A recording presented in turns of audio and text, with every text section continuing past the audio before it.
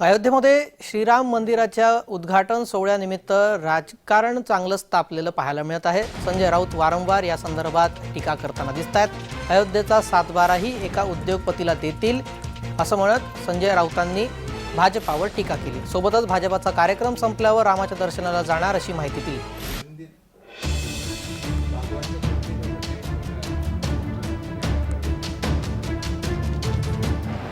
सरकार है बीजेपी की यूपी में और दिल्ली में, तो मुझे लगता है प्रभु श्री राम को एक तरह से किडनैप कर लिया है।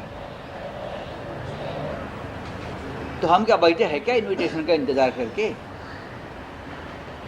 जब उनका बीजेपी का प्रोग्राम ख़त्म हो जाएगा तो हम जाएंगे राम लल्ला का दर्शन करने। बीजेपी कौन होती है राम लल्ला का इनविटेशन देने वाली? एक उद्योगपति को पूरा देश, अब जंगल भी, धारावी की झोपड़पट्टी भी, सब कुछ एक व्यक्ति को अगर मिल रहा है या दिया जा रहा है, उसका मतलब आपको समझना चाहिए। एक दिन मुझे लगता है,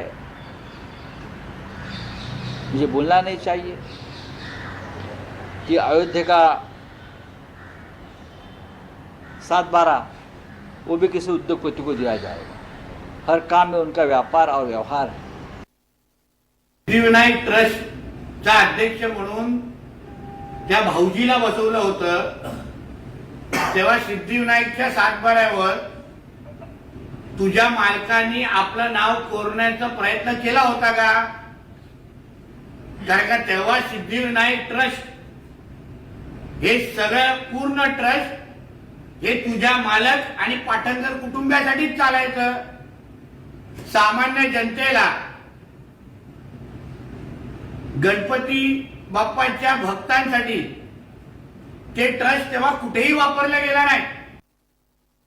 राम मंदिराचं हे स्वप्न वंदनीय बाळासाहेबांचं होतं आणि वंदनीय बाळासाहेबांचं स्वप्न नरेंद्र मोदी साहेब, अमित शाह साहेब जर पूर्ण करत असतील तर कशाला आडकाठी करायची? ज्यांना कोणाला कार्यक्रमाला जायचं त्यांनी जावं, ज्यांना कोणाला जायचं नाही त्यांनी जाऊ नये, पण हे तरी मान्य करावं की श्रीराम मंदिर हे बांधून दाखवलं, हे देखील मान्य करावं।